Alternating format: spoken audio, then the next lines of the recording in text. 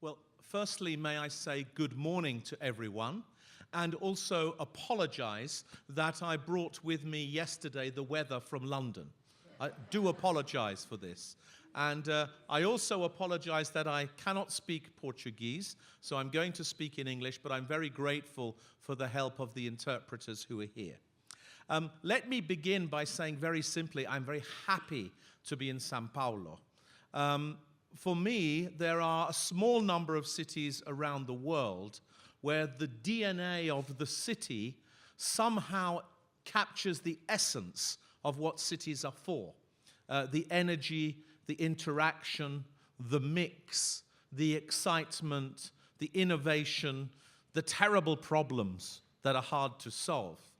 And yet, from this mix comes something extraordinary, a recipe that you could not invent with science, but it can happen in one place.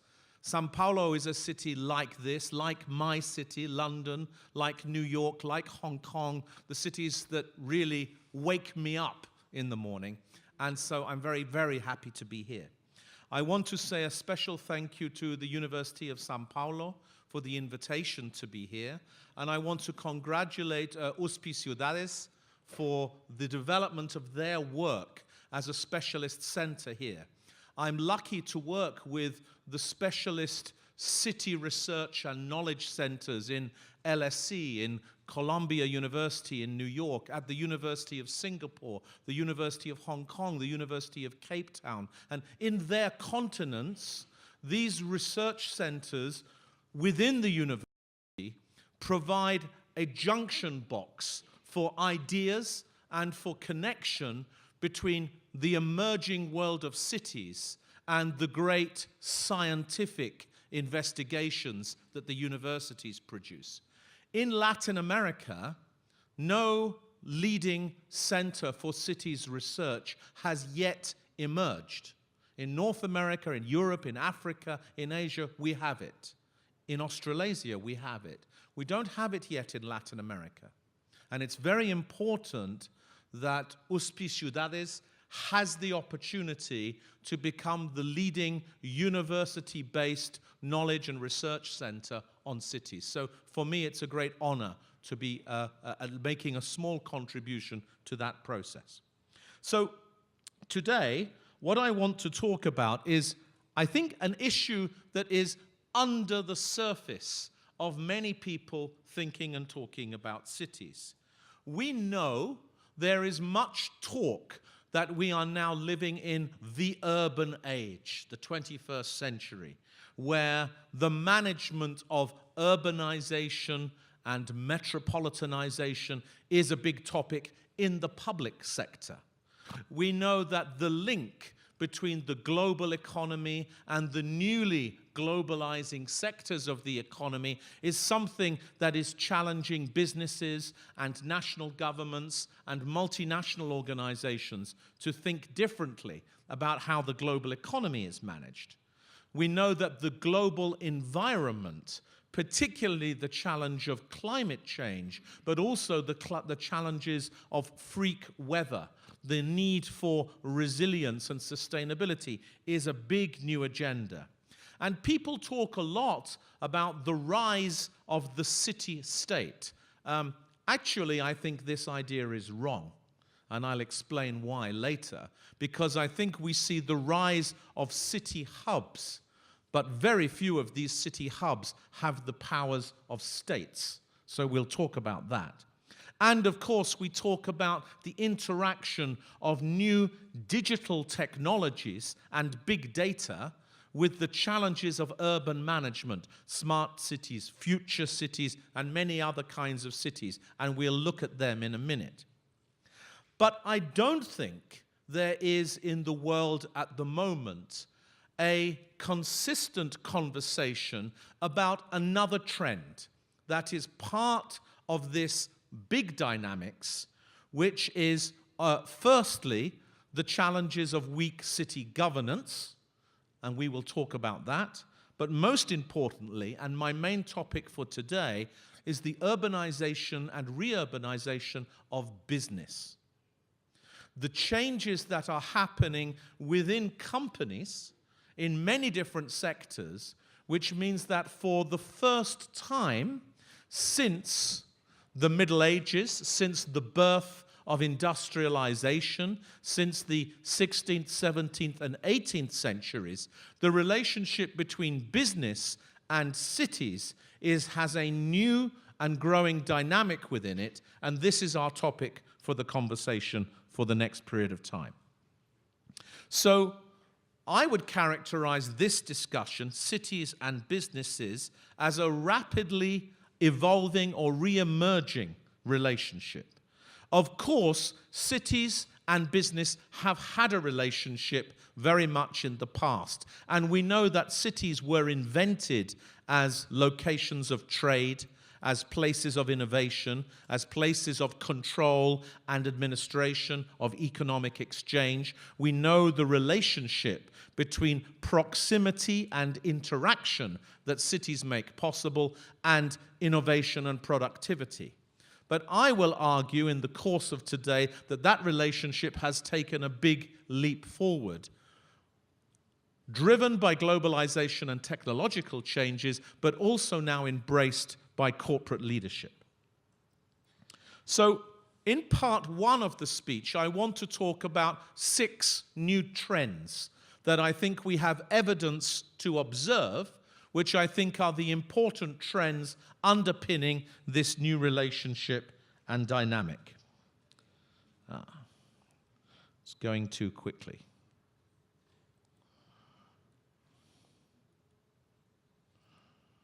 Okay, trend number 1. Cities have become, it seems to me, a new emerging market for business. This is obvious if you look at the population data. This is the UN's population map looking at the world in 2040, where you can see 70% of the world's population of 9 billion people will live in metropolitan areas in 2050. I think we all know that.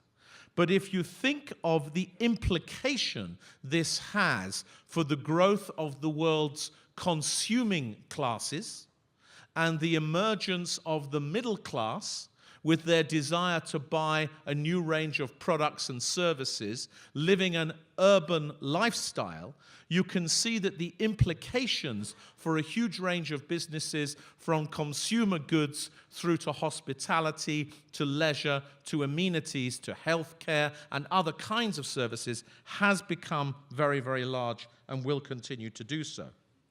At the same time, as I will explain later, this growth in urban and metropolitan consumers is also matched by the growth in urban services, the demand from city governments and others for all of the services that make cities livable and feasible.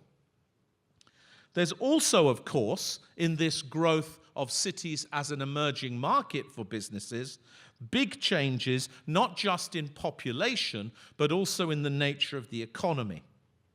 If you want to put this in its most simple way, I would observe that in the 70s and the 80s and the 90s, we witnessed in a very real and concrete way, the globalization of finance, the globalization of business services, professional services, and others. In the early decades of this century, we're seeing now the globalization of other sectors, in particular medicine, creative and cultural industries, all forms of technology and digital content. We see the globalization of oil and energy and all of the alternative sources of energy, the globalization of education as a tradable service. So a new range of sectors providing a new range of businesses with the opportunities to globalize their markets and their products from their historic locations, and therefore a new set of opportunities for cities to become global cities in new ways. Let me again make it very clear. In the past, we thought you could only be a global city if you were a capital city or a port city or a financial hub. Now, a city can become a global city by being a center for higher education and research, a center for resource management and energy, a center for, of course, health and medicine, a center for innovation and technology. There are more kinds of global cities playing a broader range of roles because there's a broader range of business sectors that have globalized and a larger range of businesses that have globalized as a result.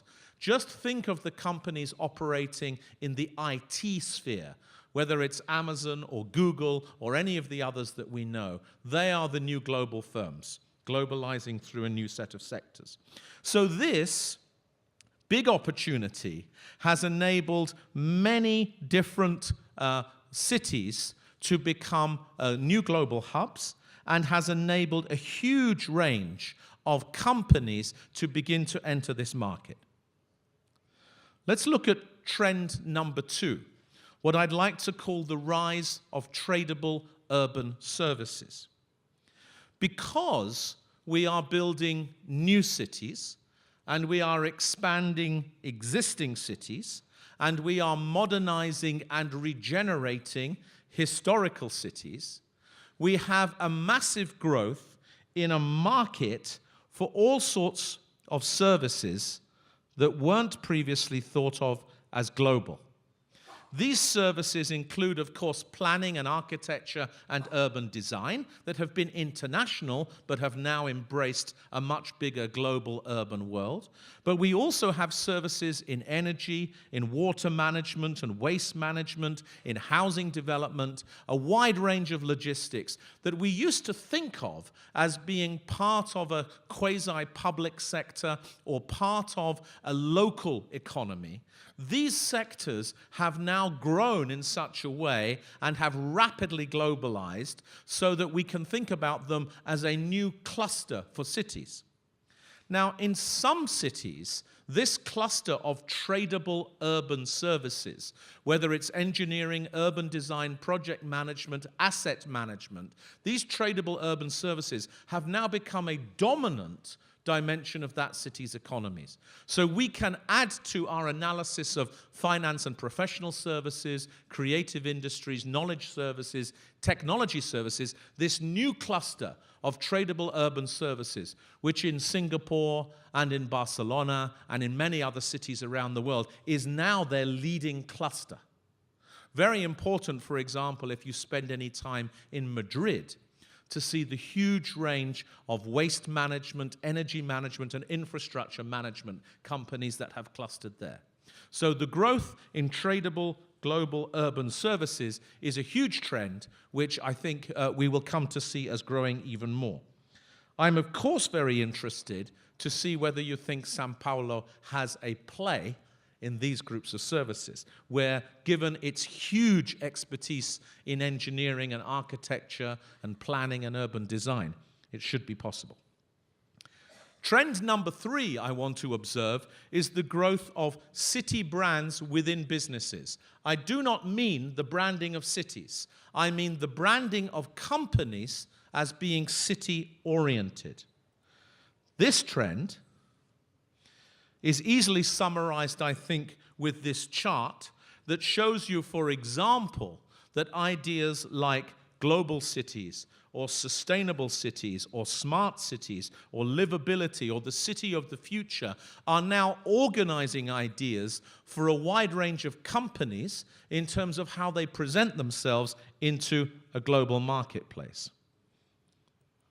And if you look at how this works for individual companies like Philips, the electronics company from the Netherlands, or Grosvenor, the property company from the UK, which is now, of course, a very global firm, or with IBM, that we will talk about a little bit later on. These are all examples of how businesses are using cities as part of their brand platform to make visible this reurbanization process that is going on.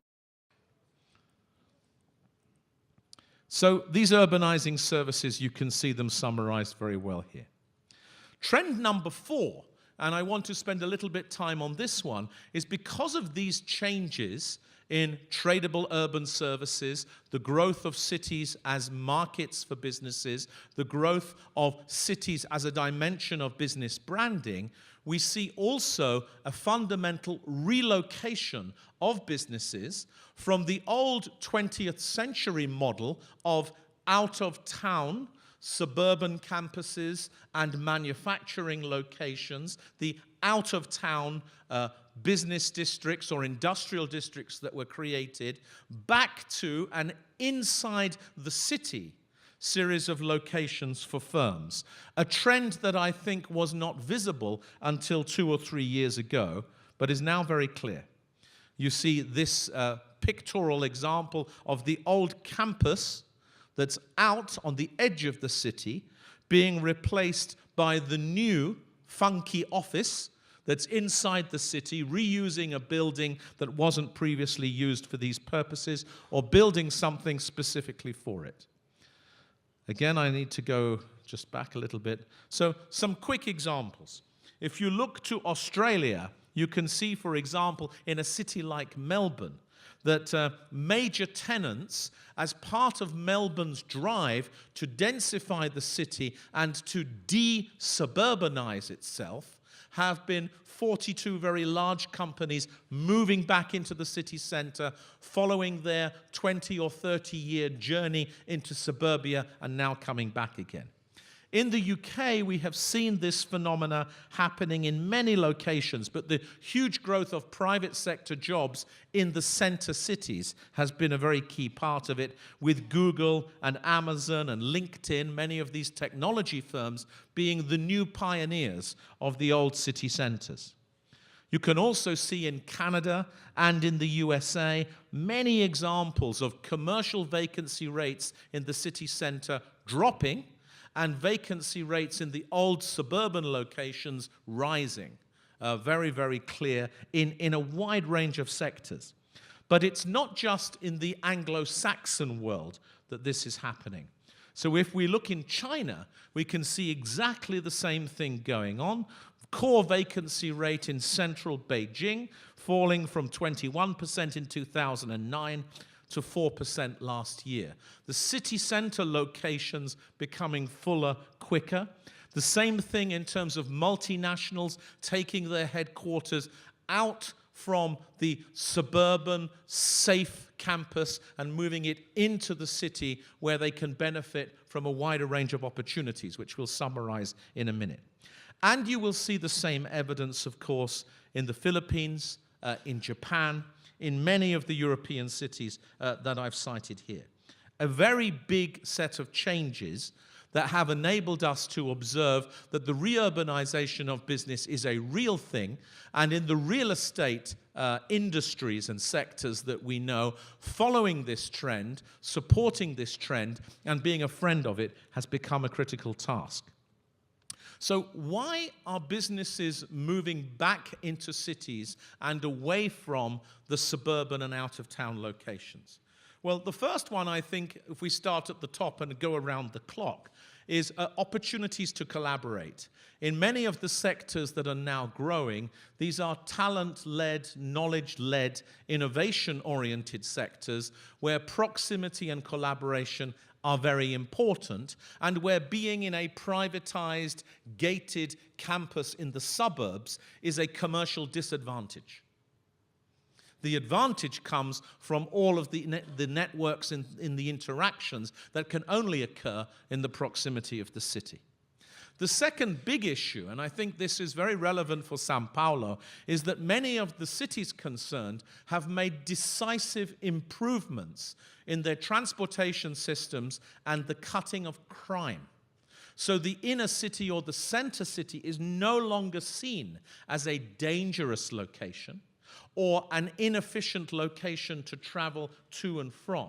The center city is seen as the most efficient location, and the safety that comes from having an open area with lots of different uses is a much better safety than the one that comes from being behind a wall in a campus with cameras everywhere. In other words, the safety of the urban milieu being exemplified and supported by much more systematic policing, much more progressive approaches to urban design, to building the inner city as a place of safety through crowd usage and everything else. The third one, of course, is changing working practices, particularly the emergence of things like hot desking, the virtual office, the temporary office. All of those things have helped the cities to become the right location, offering the range and variety of solutions to different kinds of working practices. Of course, concerns for sustainability have changed the idea about the suburbs. The idea about the suburbs, single land uses requiring new infrastructures for a privatized use of space, much less sustainable than the center city, where density produces scale advantages for resource uses and land uses, where the possibility to use the intersections of transport systems reduces car uses and car dependency. So the city center has become rebranded as the sustainable location, and the suburban campus is thought of much more as the environmentally expensive location. Policy-driven incentives have also made a difference. The desire to be near to airports and to other kinds of transport systems in order to serve global companies and to acquire and use global talent. And at the same time, of course, tax incentives have played their role. Technological advances underpin this, and of course, demographic and lifestyle choices do as well. So there are many reasons why businesses are moving back into the city, but there seems to be no reason why this trend should particularly stop, and I'd be interested to discuss this with you later on. This trend, as I explained earlier, is not just a trend in the advanced and developed world. We see it very strongly in Korea, in India, in China. This trend of reurbanization of business, very critical. Trend number 5 that I want to talk about for a little bit now is that businesses are restructuring themselves internally to meet the opportunity and the challenge of servicing this global urbanization that we've discussed. So the reorganization of businesses on the inside in order to be competitive in the markets for tradable urban services, for the new urban consumers, for the new opportunities of co-investment and joint venture with city governments, means that businesses are rapidly becoming much more city-focused. So, for example, companies are within their structures creating whole divisions dedicated to cities. And you'll see examples of this in a few minutes, but Siemens is a very obvious one. Companies are also designating particular representatives or ambassadors to help them access particular urban or metropolitan markets. Very common now for companies to recruit former city leaders to be their interface or their ambassador with particular urban markets. At the same time, many companies are introducing internal city advisory functions, creating centers of excellence within the company to help prepare the rest of the company for dealing with the new urban or city clients. Many cities, as you will see shortly, are producing city strategies. So we'll look at, in a minute, at Airbnb and what they have done. And then many of them, of course, introducing customer relationship management focused on the new city customers. And you see the quote here from Roland Busch at Siemens. So very quickly, if we look at Siemens, their brand is Sustainable Cities. Their offer is through an infrastructure and cities division, with 16 billion euros of annual revenue, 87,000 employees in one way or another engaged in this division. Some signature initiatives like their Crystal, which is a kind of living museum on the history of urbanization and the solving of urban problems in London. Their Green City Index, their benchmarking study that looks at how green cities are. And then, of course, their very strong technical collaboration with the C40 network.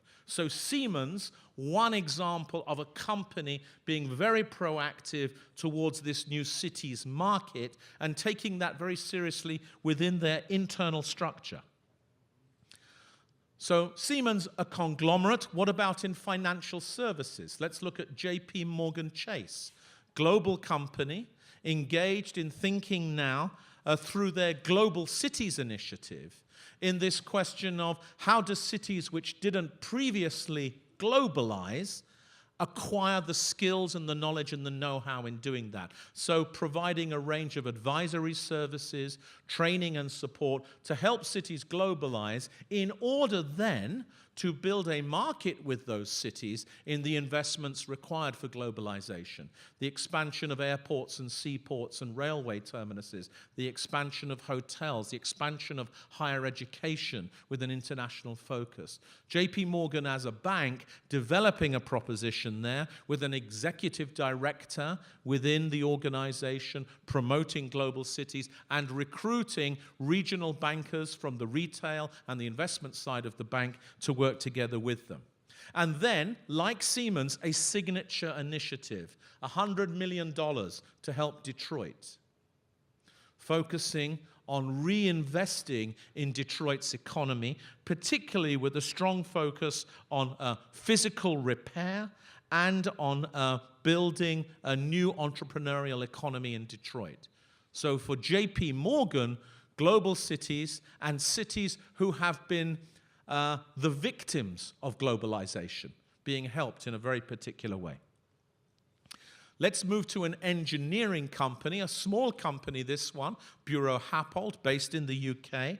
I know them well.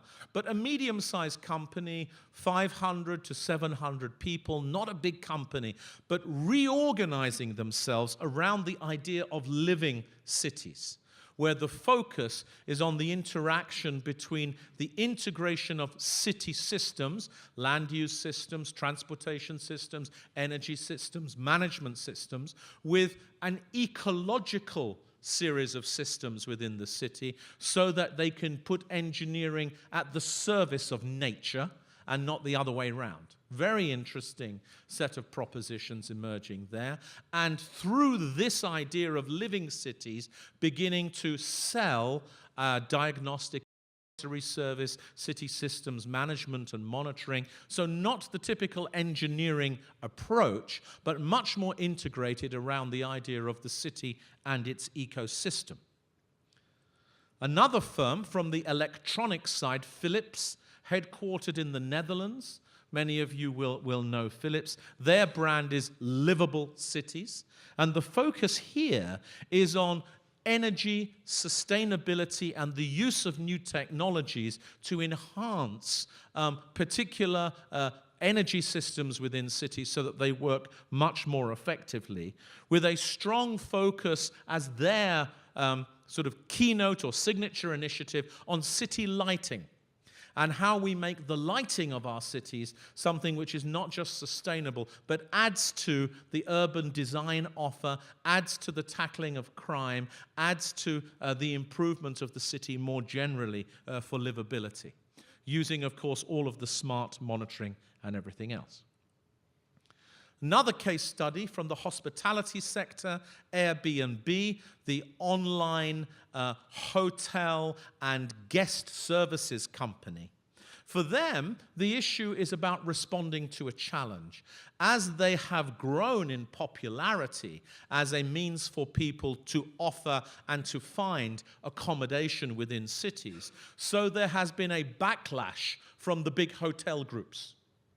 The Marriotts and the Hiltons and others have campaigned against Airbnb, saying this is an unregulated sector, people are staying in other people's homes, they're not paying taxes, health and safety is not insured, this is a company that is creating a risk that the city is going to have a crisis. Of course, the hotel groups are doing this from a position of self-interest, as you can imagine. They see that they are losing customers to this rival that is not a hotel group. It's a virtual hospitality company. So Airbnb decided to respond to this by building a very explicit city strategy and working closely with city governments to do it. And essentially their idea, of course, is the shared city. The idea of a neighborly city in which we rediscover the attitudes and the behaviors of being good neighbors, of a civic city, which is friendly and collaborative, which is full of shared spaces.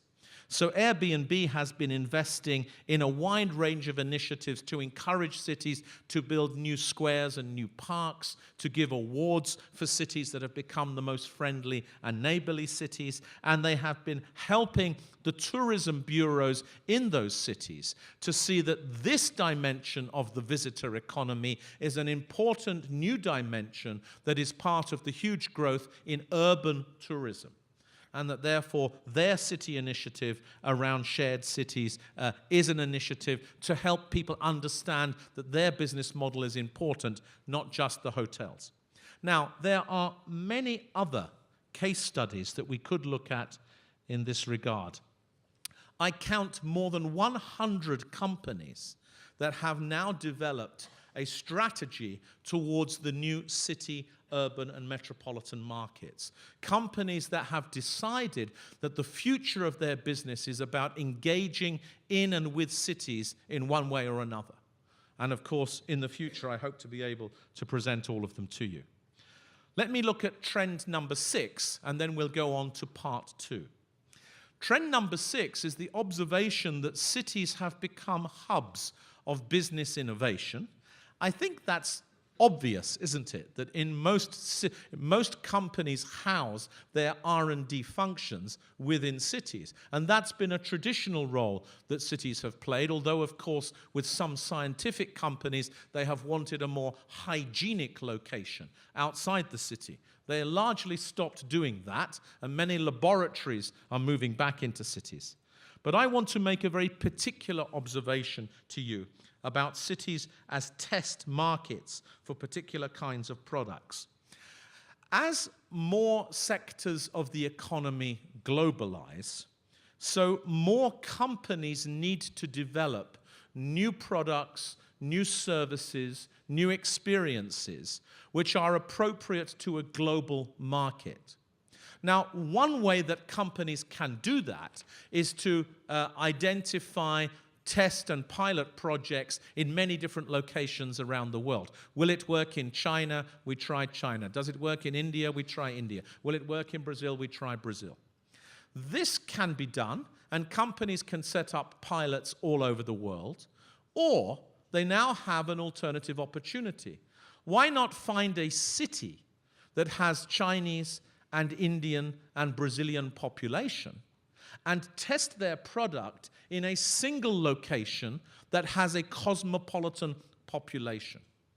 So in this particular way, cities like London and New York and Hong Kong and Singapore, and I hope Sao Paulo, are becoming the hubs of business innovation for newly globalizing products and services.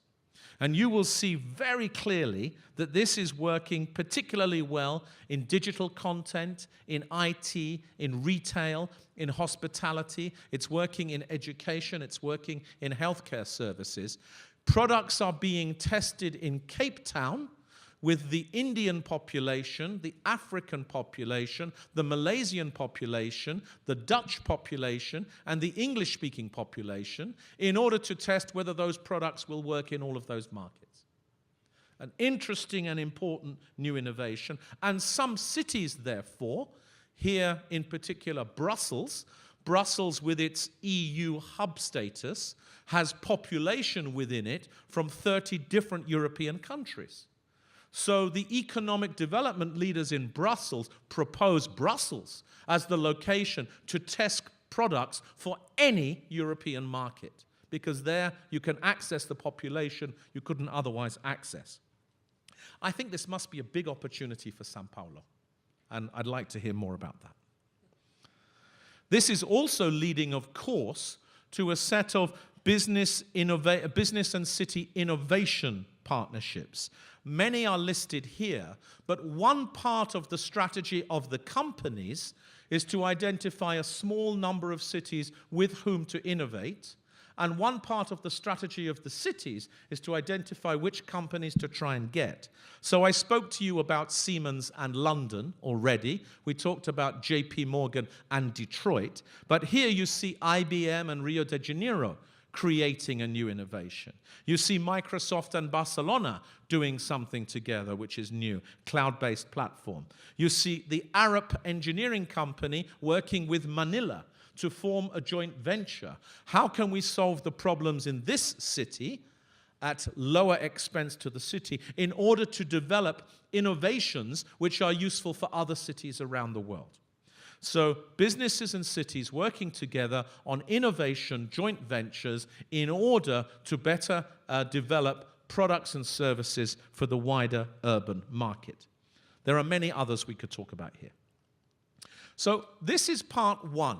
6 big trends that I think have not been widely reported, but I hope now they're clear, which lead me to believe that the re-urbanization of business is firstly a locational thing. Businesses are relocating, but also the emergence of cities and urban in the structures, the strategies, the branding, and the thinking of companies is an important new trend. So what does this mean in terms of the new roles of business in city development? If your interest is city development, not global economy, what role is business starting to play as a result of these trends? Well, I want to talk firstly about a wider set of partnerships and joint ventures, not focused solely on product innovation that serves businesses, but also focused now on a wider set of contributions that businesses are making. So, for example, in terms of city development, we see collaboration in the development of new cities. Whether we talk about Songdo, or we talk about Tianjin, or we talk about some of the smaller new cities, businesses are very actively involved in building these new cities as corporate partners identified right from the start. So Cisco and Panasonic and Philips and Mitsubishi, many other companies involved in building new cities in collaboration with national and with local governments. There's also many examples now of cities and businesses joining forces to enhance export and foreign investment. So you will see, for example, in Portland, thinking about the clean tech sector, 500 smaller companies working together with the city to brand the city as a clean tech hub, and at the same time enabling those cities then to access trading relationships. And you see the same thing happening in Aarhus in Denmark with its clean tech hub. You see the same thing happening in Cape Town with its creative industries hub. So smaller companies joining together in association with the city to create a new platform for that. And then, of course, we see a much wider interaction around financial support for city development. The IBM Smarter Cities Challenge, kind of philanthropic work. We already mentioned the JP Morgan approach to investing in new financial instruments. And we've seen very much this happening with Siemens, with HSBC and other financial institutions creating now these new financial instruments for urban investment, many of which focus on how the opportunity of densification and reinvestment in the center city can create surplus value, which can be used to finance the infrastructure and the modernization processes required. In other words, the financing can be organized in a way which is off balance sheet, enabling cities which have challenges with debt, for example, to finance some of the developments that they want to do. So that's one role. Second role is about how cities are increasingly turning to businesses for advice about city management, using the tools of management science, of business science, to develop the city better. So this role, of course, includes what we know already, the benchmarking approach, the use of ranking and indexes and benchmarking as a form of business learning, now being used to think about how cities learn. 150 now different benchmarks and rankings of cities being used to help cities understand what is their comparative position on a huge range of measures, from sustainability to competitiveness to productivity to mobility to resilience to social inclusion to openness to international populations. These benchmarking studies don't quite form a new science of cities, but they certainly form a new growing global data set. Helps us look at cities using this benchmarking tool that's been invented by management science. We can talk about this more later on. The second tool that cities are really using is the tool of business planning or strategic planning. You know that traditionally cities have used a kind of inside-out approach to planning. We think about what the city wants to do, and then we plan how to do it in land, in infrastructure, in institutions. The strategic planning approach, of course, is the business approach of outside in. We look at the future of the world, the markets, the customers, the changing trends, the dynamics, the mega trends, and we think about how those change the environment in which the city needs to succeed in the future. And then we build, using a business planning model, an agenda for the city in the future to make the city more aligned with opportunities that come from the outside and the city more ready for the challenges that those will produce. So this tool of strategic planning is rapidly growing up as a business tool used by cities. And we have, of course, many examples of this. The third one, of course, is city branding. This is now the opposite, if you like, of businesses branding themselves as city-friendly. This is cities branding themselves in a particular way to be ready for the opportunities of business, to look for customers through branding. A business school marketing technique has become very popular with many different kinds of cities, thinking about how to generate customer appeal, identity, distinctiveness, and everything else. The next trend, of course, is the focus on cities and investment. For a long time, the debate about cities and investment has been one around whether cities can generate enough public sector resources to tackle their own investment deficits. But increasingly, it's become clear to cities that the cities that succeed most are the ones that are able to raise their investment rate, to tackle their investment deficits, and to do that in a way that provides an internal rate of return to the balance sheet of the city, but also an external rate of return to the citizens in terms of livability, quality of life, competitiveness, and everything else. So without going into huge detail here, we see the growth in what I would call balance sheet management within cities, where the balance sheet of assets, resources, contracts, and revenues is used much more to generate sustainable financing that goes beyond the political cycle or the normal cycles of public investment and allows cities, therefore, to embrace the big investment opportunities that the public finance cycle doesn't usually allow. So that's role number two, cities adopting the practices of businesses in order to succeed. Role number three is really about the role of business in city governance.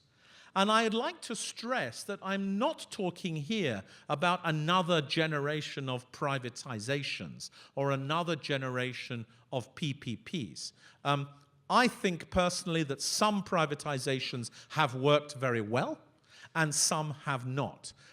I arrived in Sao Paulo airport yesterday morning for the first time since it was privatized. I was very pleasantly surprised to find a new terminal that didn't exist before. Now, in some cases, privatization is exactly what's needed. In other cases, it isn't.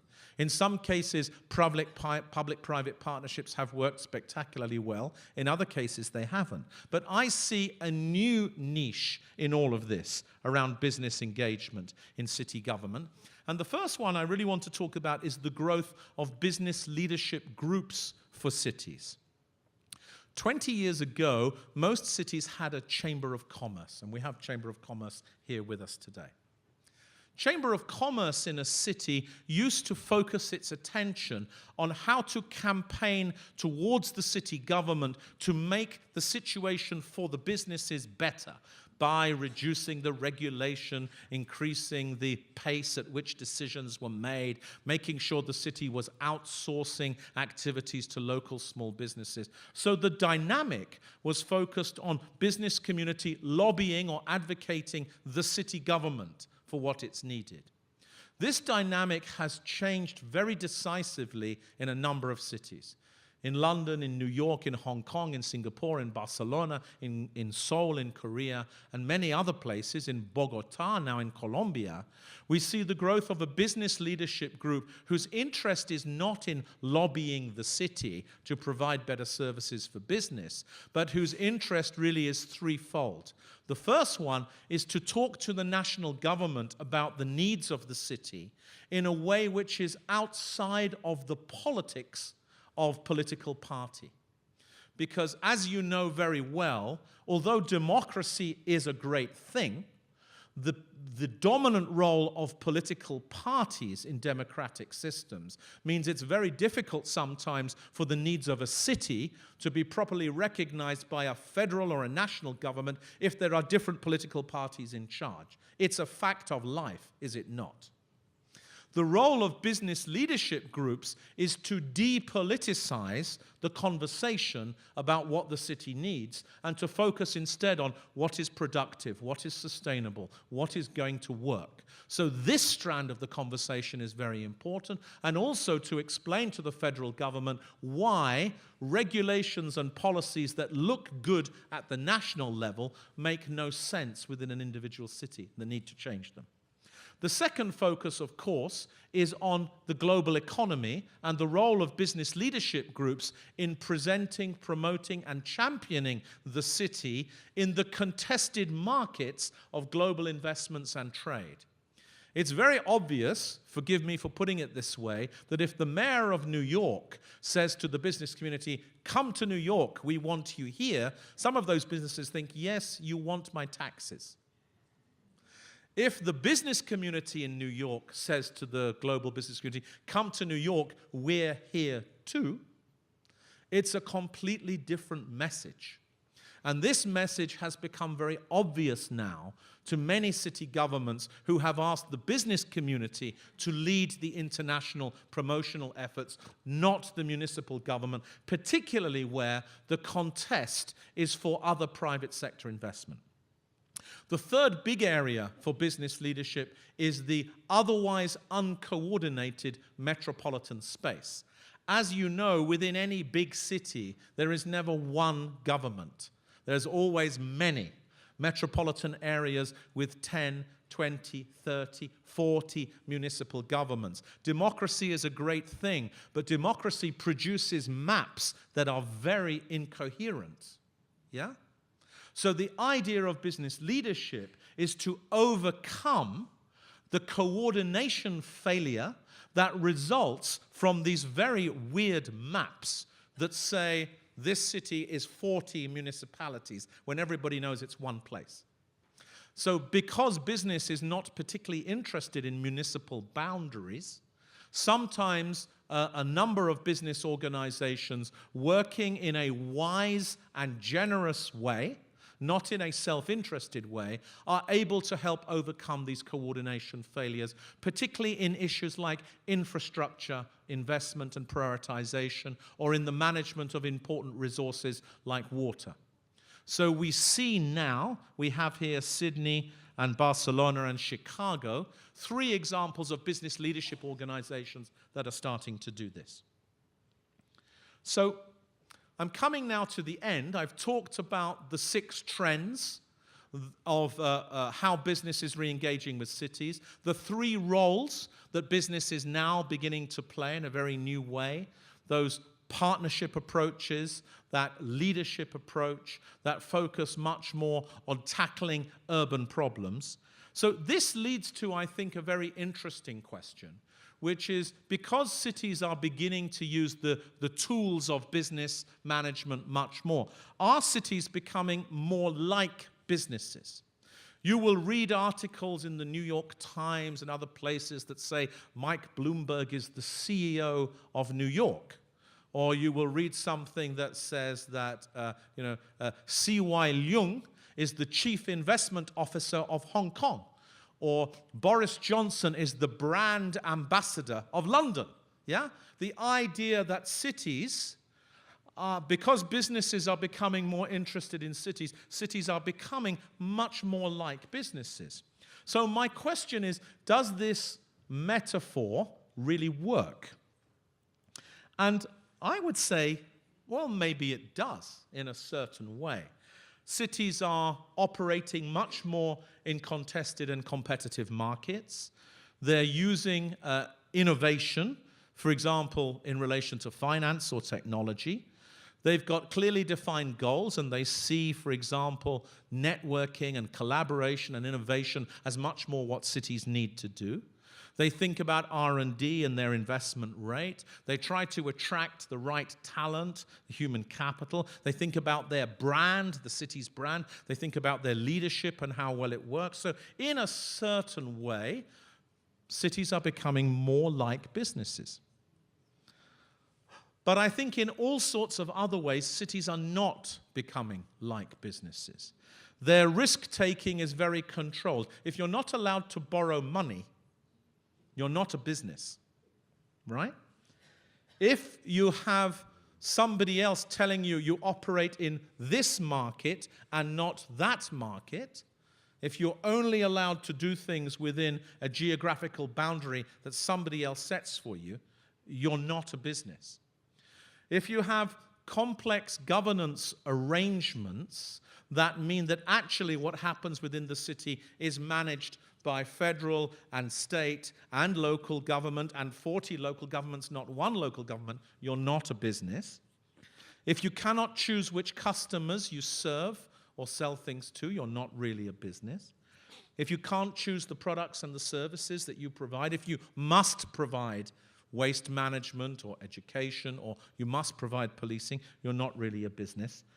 If the profit that you make doesn't come to your balance sheet because of your fiscal system, but goes to the balance sheet of the federal government or the state government, you're not a business.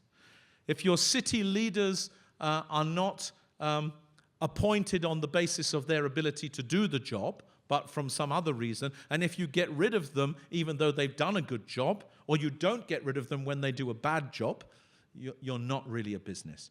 So there's not really, I think, a sustainable idea that cities are the same as businesses, but it is very clear that cities are becoming more like businesses.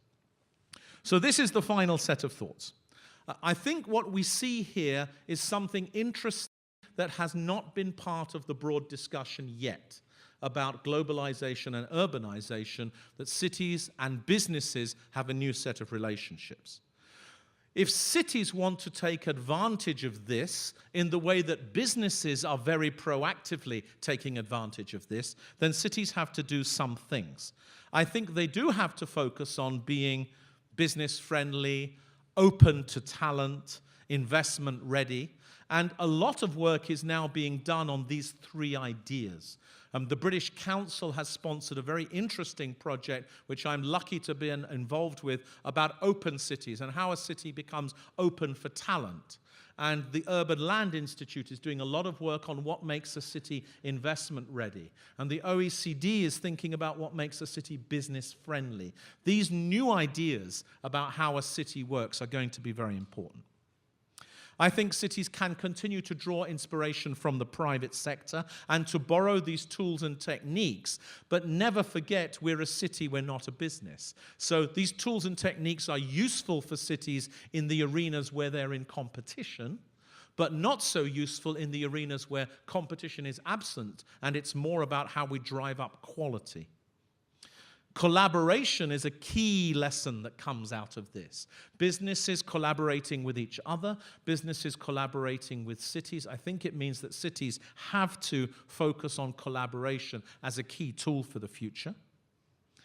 Seeking support from the corporate world is also key.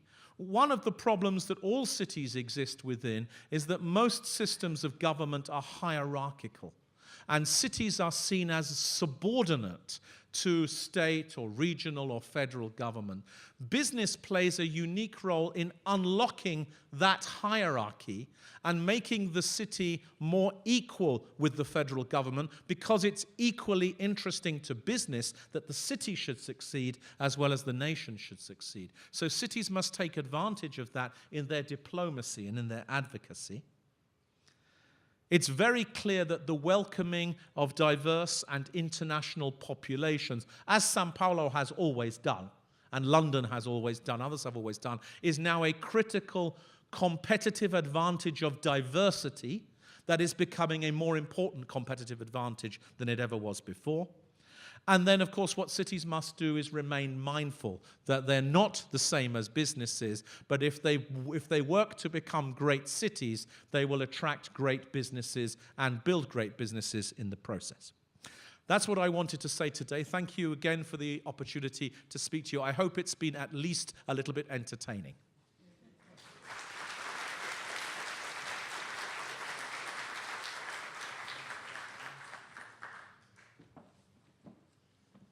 Muito obrigada, Greg. Nós temos tempo para 2 perguntas. Vocês receberam um papel. Quem tiver alguma pergunta, eu já tenho uma na mão.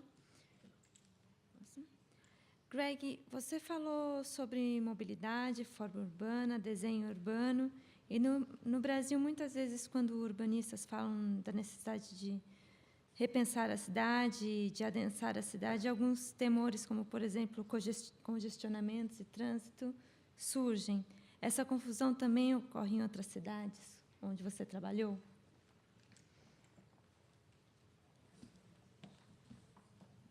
Shall I speak here? Or There is another one. we'll take a moment? I can take it. All right, you go there. Well, I think it's very interesting that an underpinning trend of what I've been describing, of course, as businesses re-urbanize and cities re-urbanize and urbanize and desuburbanize, then of course cities become more dense. And there is the idea, which I think is wrong, that density is a kind of disadvantage or problem. To my mind, densification is exactly what we need in order to, 1, reap the opportunities of productivity and innovation in the newly growing sectors. We talked about that need for interaction, didn't we? To unlock innovation. Densification is about increasing proximity, and that is about interaction. So that's the first thing. The second thing is that densification provides value added in land. If you use land more intensively by having a mixture of uses within the same land, you can generate from that land and that property higher values. If you have mechanisms to share the value created, to capture the value, we call this value capture. If you can capture some of the value, you can use that value to invest in public transport systems, in infrastructure modernization, in modernization of other city systems. And of course, the story of success of Hong Kong, of Singapore, of Seoul, the 3 Asian cities that have gone from poverty to world-beating wealth, is to use densification to finance improvements in infrastructure and public services so that a bigger population can participate in a productive economy, not participate in something that is simply about maintaining poverty. So the relationship between densification, investment in infrastructure and public services, and the reduction of poverty and congestion is very important to understand. Don't think that density is about trying to use the existing roads with even more. Density is about trying to replace the roads with public transport and using density to create the value to finance it. So I think that's the best answer I can give. We could talk about this subject for 1 year, but it's a really important topic to understand the shift from low density to medium density to high density, if it is coupled with value capture and investment approaches, can be the shift from poverty to wealth and can be the shift from congestion to efficiency.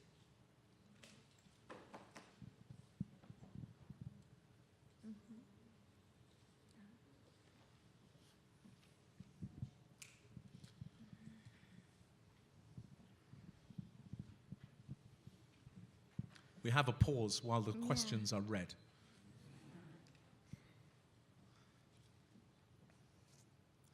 Ok, eu vou escolher uma por causa do tempo e o restante fica para o debate, ok? A pergunta foi escrita em inglês, então eu vou lê-la em inglês. Lost my translation for a moment, so. I'm going to read it in English. Okay. Okay? Yep. What is the urban landscape that will emerge from the redundancy of business going back to the city center? Okay. So what is the urban landscape that will emerge from the reurbanization of business? Well, firstly, I think you can see it already. If you have been to Singapore or Hong Kong recently, you will see this very clearly. Because these are island economies, suburbanization was not possible. So urbanization has happened and the urbanization of business has been clear. You see it also, I think, in the mature cities like London and New York, where you see the densification of the core business districts, but also the emergence of other business districts and the expansion of the city center. So, mixed use, we move from single land uses, residential, commercial, corporate, public, to mixed land uses. That's the first thing, which means that the city becomes safer because people are living in the locations and creating a 24-hour, at least a 14, 18-hour community. So you see a mixture of land uses. You'll see densification in the sense of the rising density of buildings. You also will see, I think, the integration and expansion of public transport networks, and therefore the nodal pattern emerging, more polycentric, where transit-oriented development, as the Americans call it, becomes a focus. But in a mature city, you see the development of these distinctive districts. You'll see the expansion of the fringe between the city center and the rest, growing outwards, and the gradual integration of places, particularly former industrial districts, into the city center as to be part of this mixed land use. So what you see is a city that becomes more mobile and accessible because things are closer together. That means you can walk more, you can cycle more. You see public transport creating nodes where interactions occur and the densification of places that were low density. You see the expansion of the city center and you see the growth of the city center, but with a mixed use focus so that land is used not 6 hours a day, 8 hours a day, 10 hours a day, but 16, 18, 20 hours a day. The city becomes more vibrant. Bem, todos que tiverem mais perguntas podem entregar para nós, para o debate do final. Agora eu convido todos para um intervalo, um café de 15 minutos, que vai ocorrer no andar de baixo. Obrigada.